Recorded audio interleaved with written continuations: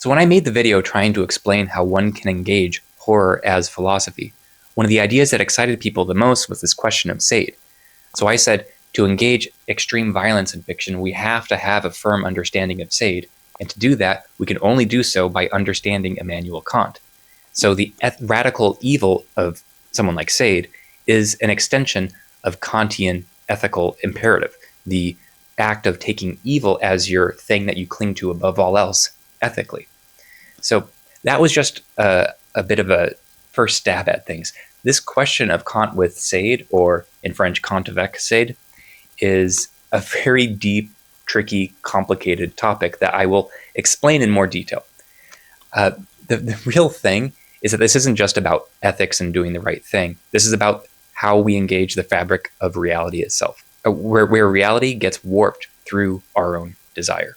So first we have to ask, what is happening to the Sadean victim? What is the libertine actually trying to do with what he's doing? And first off, this is not a matter of the banality of evil. So the whole Hannah Arendt question of evil as this mechanized process done by bureaucracy, that's a thing. You engage that with Kafka. You don't engage it with Sade. So a film like Salo is merging these two things that absolutely do not fit. Sade is engaging in a perversion. What Sade's libertine is after is not simply the destruction of his victim. He is trying to make the victim conform with the fact that they are an object of desire. So desire is after something that's in us or more than ourselves.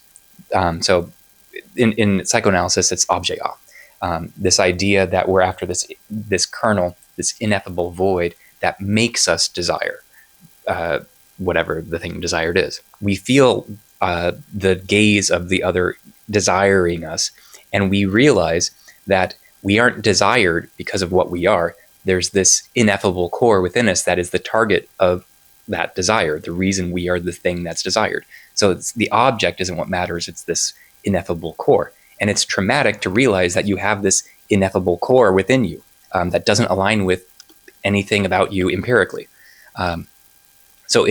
So Sade is trying to eliminate this the anxiety of being desired by forcing it onto his victim and making the victim conform with their own object cause of desire. So that is what's actually being targeted when Sade heaps violence upon the Sadean victim. It's not simply a matter of trying to get at the object cause of their desire, but to make them feel shame in trying to conform to that and being unable to.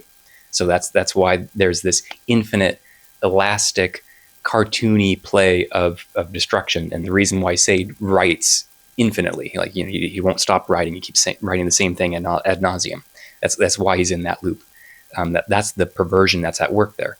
So again, perversion is knowing you have the object of your desire. It's a full certitude in that, to take away the anxiety of being desired, the anxiety inherent to desire, the way in which desire is not simply yours, but it's motivated from outside.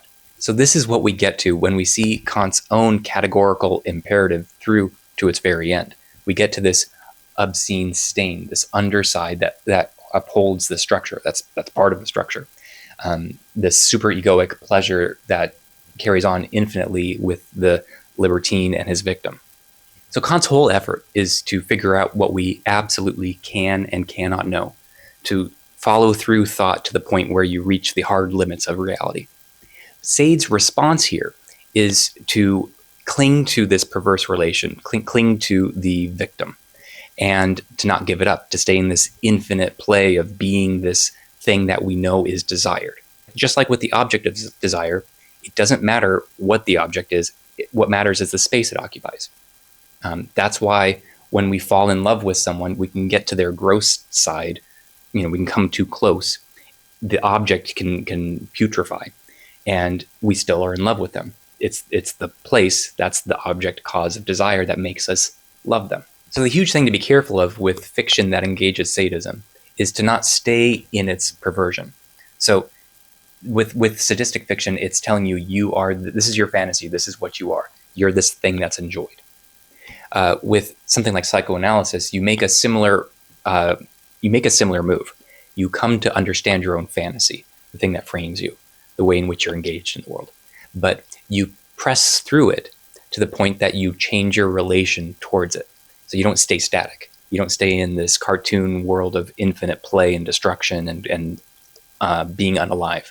You press through until you've changed. When you stop short and stay in perversion, you're reifying existence. You're falling prey to Kant's own error, that reality is built on these hard limits. The Hegelian insight is that on the other side of what we don't know is just nothing, more reality. Nothing but what we phantasmatically put there ourselves. So with Sade and Kant, you're putting something in this gap. You're filling it in with a hard wall, with this perverse relation with the Sadean victim. Now, Kant and Sade are extremely valuable still in terms of how they engage ethics and freedom. Now, the categorical imperative of Kant, the way in which we hold ourselves to our own standard with ethics, is hugely important. It's still the essence of ethics and what creates an actual break in reality itself. It's not a continuation or part of the fabric of everyday reality. It jars things. It upsets things. So that's where we find acute freedom. So with Sade, he's trying to make himself one with nature, the destructive force of nature, and he plays that impassively, heaping this violence onto the victim. And the whole point of this is how this terrible act pales in comparison to the strength of the categorical imperative, to the way in which we ethically hold ourselves accountable to the world. So the force of our own ethics internally. It's the same for the sublime with Kant. The force of nature pales in comparison to our own inner drive. So what Kant and Sade ultimately show us is how we get to these extreme radical breaks through ethics and freedom. But when we do so, we can still fall back from the radical consequences of this and fill in the gaps of reality we're getting to, so to speak, disavow it by filling it in with the thing we cannot know or this infinite perverse play with the victim.